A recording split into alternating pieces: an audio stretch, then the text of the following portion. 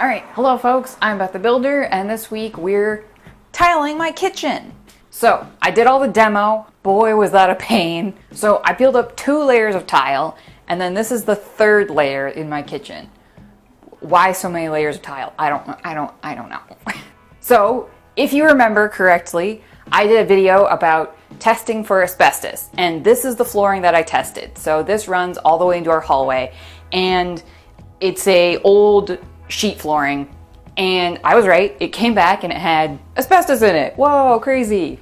No, I was pretty confident that it did. So this is just staying here. I'm not gonna mess around with potentially exposing my whole house to asbestos. And it's not just the initial, like, you're tearing a flooring and it has asbestos in it and you're wearing all the protective materials and stuff like that. That is dangerous, but it's also that if you're not super careful, all that dust that has asbestos in it settles, and then as you're in that space over and over again, because you live in that space, you're constantly being re-exposed and kicking that dust back up that has asbestos in it. So it's kind of like a twofold danger thing. The initial removal, and then if the space isn't properly cleaned, you're re-exposing yourself. So I'm not messing around with that. This is just gonna stay here.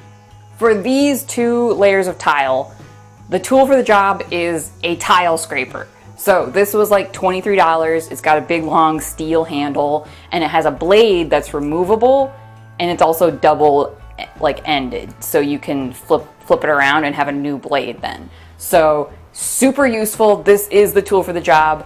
I thought maybe what I was gonna use was gonna work because a lot of the tiles by our fridge just like pulled up because I think, well, being installed really poorly. And then for a while I think our fridge was leaking, not a crap load, but just a little bit. So I think it was seeping underneath the tiles and just like loosening the adhesive. So I thought that it was gonna be really, really easy, and it was not. So these 2 layers of tile were like so super glued down. They did not want these poorly installed tiles to go anywhere, even though there were huge like 1/4 inch gaps between the tiles, which seems stupid and like, that's obviously wrong, but they didn't give a shit. They were just laying tile. So I thought because of that, because they were installed poorly, that they would come up really easily. They did not. So tile scraper was the tool for the job. It's not for the faint of heart. This is not a one and done type of project, especially in an old house where there's layers of problems and tiles. So it's not a weekend project and you're done. Also, because of the layers, it's so sticky. So the 2nd layer that was on top of this sheet flooring was so sticky. So I've used some cleaner and a scrapey tool to get up as much of the adhesive as possible. So you might think that that like sticky layer on this flooring would be a good like bond to the new tiles, but it's kind of not, because it's full of grime and dust and hair and stuff from the old tiles being installed so poorly. So I really wanted to get as much of that gone as possible because it's not gonna be a good like bond to the new tiles. It's kind of gonna be an ongoing process of tiling and cleaning as I go because it's very sticky. So I wanna do this right. So I've done some research, some reading about, you know, the proper way to install tiles. So these are just peel and stick tiles, and yeah, they're not fancy, but if they're installed correctly, like, we're gonna be okay. It's gonna do the job. But the tiles that were on here, the top gray layer, were not expensive, nice tiles by any means, and it would have been fine. I mean, it wasn't like my favorite pattern or color or anything, but they would have been okay if they had been installed correctly. So these are probably equally as cheap and nothing fancy about them, but I am going to do the work to get them correctly installed, to make sure that they are pressed down correctly. I have a trick of how I'm going to do that. You're going to be pretty impressed. Maybe you'll be like mediocrely impressed, but yeah, you don't have to have like a shitload of money, especially with stuff like peel and stick tiles. Like, you don't have to have a crap load of money to make a space better. And if you just spend the time prepping and setting it up, and you know what you're doing a little bit, like by watching this video, you're gonna get pretty far and it's gonna be better than what was there. So do your homework and do your prep because it's important. Okay, before you start tiling, you need to find the center of the room you're gonna tile, okay? And I was really skeptical of this. I was like, I bet that doesn't even matter. But through learning and doing my homework and thinking about it and all the things, I was like, yeah, that does make sense. Let's do that. So this is the center of my kitchen. And to make sure that, first of all, my line is right and square and everything, and that my measurements are right, you can use the 3, 4, 5 rule. So you have your measurements and you're like, this is where I want to start. This is going to be my chalk lines that I'm going to snap. Okay, but I want to make sure that this is actually square. So how do I do that? 3, 4, 5 rule. From your middle point, you measure 3 feet. Okay, seems easy. Then from that same point, you measure the other way 4 feet. And then from that 4-foot mark to the 3-foot mark should be 5 feet. And then you know that that is a correct 90-degree angle, it's square, and you're good to go. So it's a super simple thing. Anybody can measure 3 and 4 and 5 feet, and it doesn't seem like it's that big of a deal, but believe me, who has scraped up now so much poorly laid tile, it does matter. So yeah, I'm going to snap my chalk lines, get everything set up, and then we're gonna start tiling. Well, first I'm gonna dry tile it. Like, I'm gonna set up how it's gonna work. You do wanna dry tile it because when you get to the ends, you wanna make sure there's at least like half a tile's worth, if you can. Like, I don't think it's that big of a deal. It's not worth messing around with too much, but a good like 6 inches is probably gonna be better. That you have to cut a tile in half and put it along the edge versus like an inch or something. It's just not gonna stay down very well.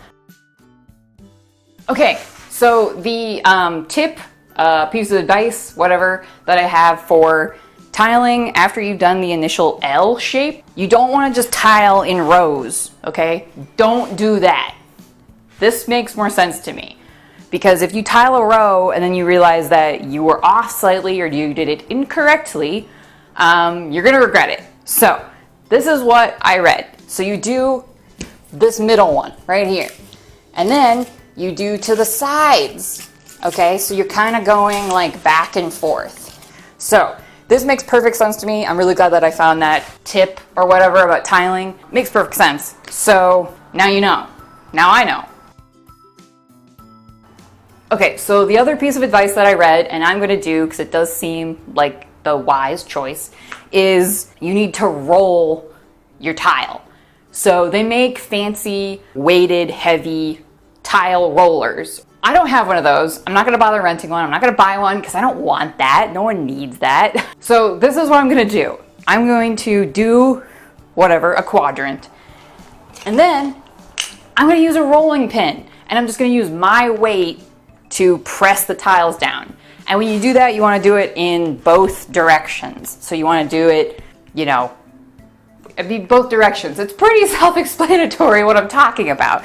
But this is free, I have this, and then I'll just end up cleaning it really well. You know, you can get a rolling pin for like $5 or like $1 at a thrift store, and then you can roll your tiles rather than buying or renting a big old weighted one.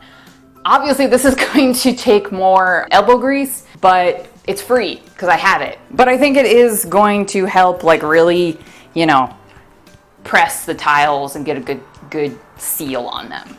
The other thing that's recommended is make sure that your tiles are in the space that they're going to be put, like laid into. So at least like 48 hours of them sitting in the same room for acclimation of temperature and humidity and all the things. So you don't want to bring like cold tiles in from your car and then immediately lay them because, well, that's just a bad idea. So 48 hours, just put them in a corner and let them acclimate. Alrighty, I am somewhat anxious to do this because I don't want this to be shitty like the multiple layers that I just tore up. Yeah, I'm a little bit nervous, but we're just gonna go for it. And I've done a lot of prep and the time is now. So yeah, so let's get tiling.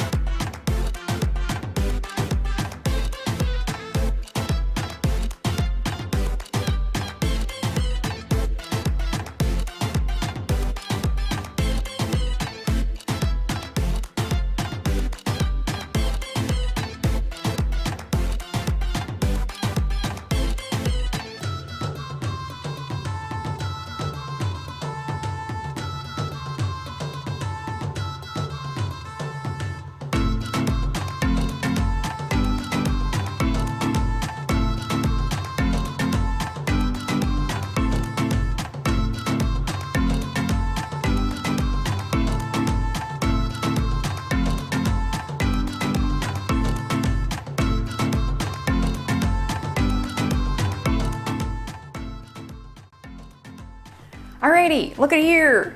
New tile in my kitchen. I'm so pleased with how this went. So definitely like 100 times better. All the prep and demo I did beforehand definitely paid off. It was like well worth all that time, even though it was some back-breaking work. So the actual tiling took me about 20-ish hours over the course of 2 days. Once I was in it, I was like plowing ahead. I really wanted to get it done because it was just so satisfying to do. But yeah, all the initial prep for it genuinely probably took me way longer than actually tiling, even though, yeah, like 20 hours of tiling is a crap load. The way to go is totally to do it in the quadrants that I did. The way I did it is I would tile a quadrant and then I would do the edges, which was how it was recommended actually. But that just like made sense to me.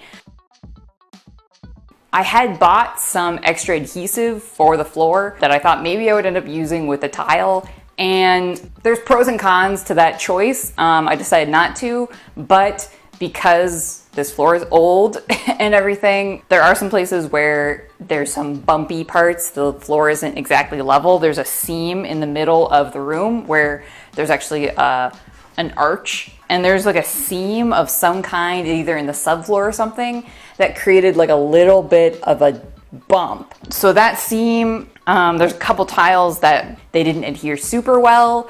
There's a couple corners on things, and that may be user error. I've never tiled anything, first of all. Also, I've never used peel and stick tiles. All of this is new to me. So it might be user error. It might be the floor had some extra residue on it.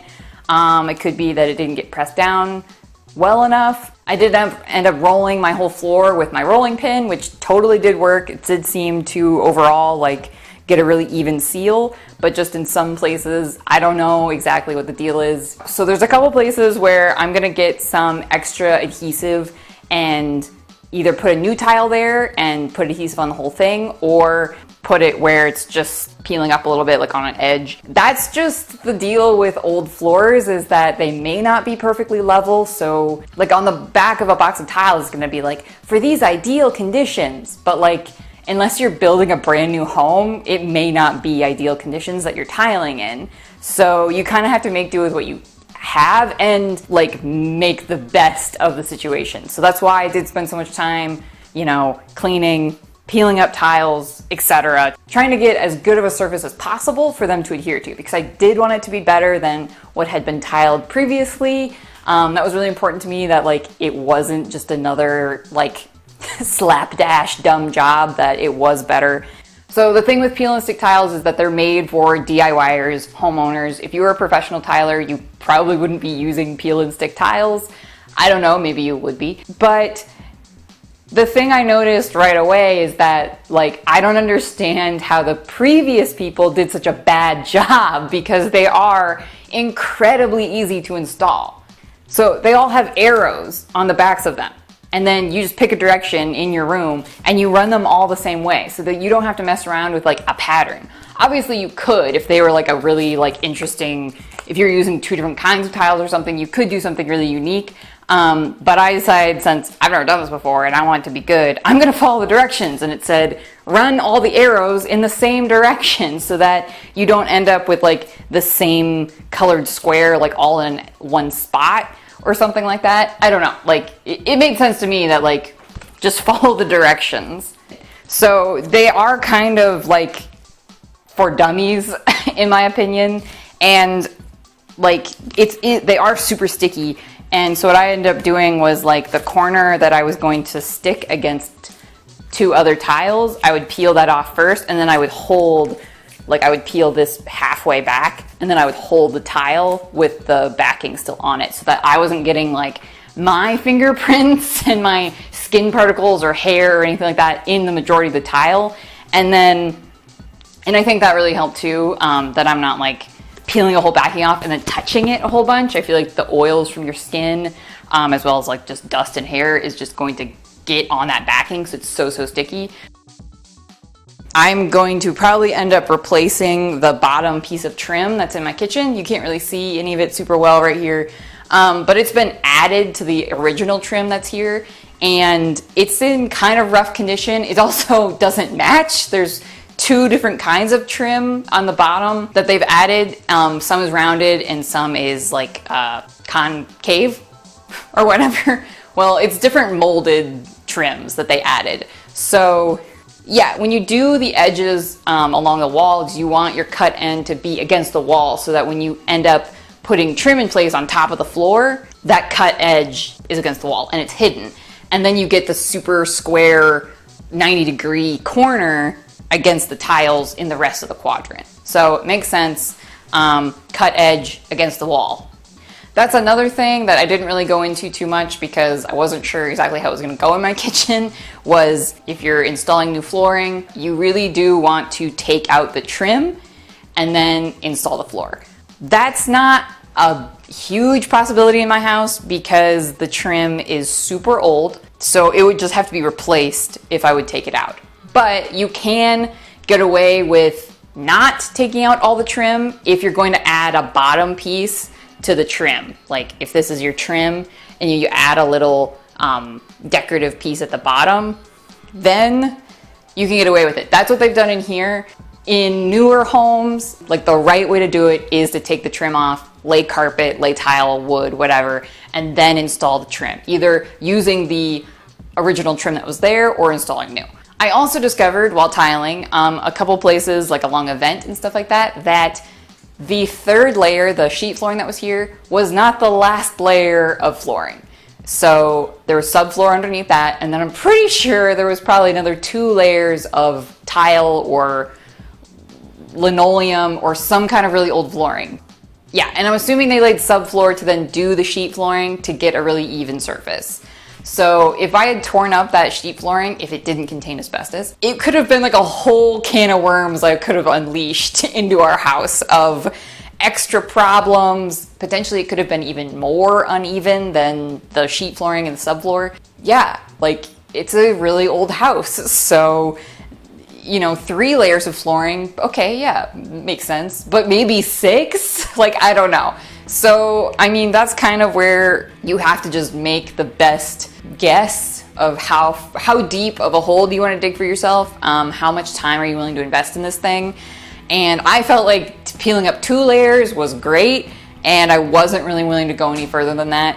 And I'm glad I didn't, because I think it really would have been more and more and more and more work until you're like, I mean, maybe we just need a whole new kitchen, which we can't afford and isn't really a possibility right now. So sometimes you just have to like make do with what you have. And I would say, I mean, it's a huge improvement. Honestly, none of these things, none of these steps that I went through were that hard. The demo, the prep, the tiling, etc. None of that stuff was like mind-blowing, like rocket science, like I was doing a bunch of, you know, quantum physics or something. It's all pretty basic skills. So yeah, starting I think was the most nerve-wracking because I was trying to get it as perfect, quote unquote, as possible, because I did really, really want it to be better and I want to do a good job. So, but yeah, I mean, it's not rocket science.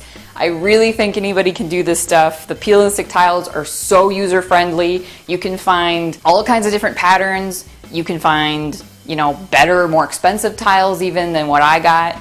But yeah, at the end of the day, like, what a big improvement. I'm so pleased. So I'm really glad that I did do as much research as I did. I'm glad I did as much prep because that really paid off in tiling. Like once I was in the groove of it, it went relatively quickly, even though over the course of 2 days, you know, 15 to 20 hours is a long time to be doing something, but it was totally worth it. I would do it again so quickly. Totally recommend peel and stick tiles. They are easy.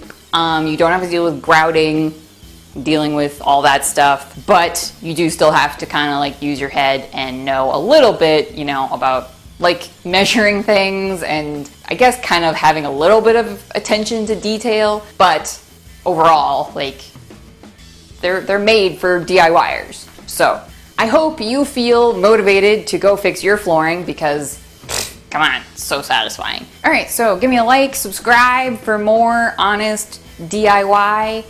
Share this with somebody. Check out all the places in the description below. If you want to fund a Beth the Builder project, you can find my PayPal. Share this with somebody who might appreciate this very satisfying kitchen makeover. I have new videos every Friday, so I'll see you next week.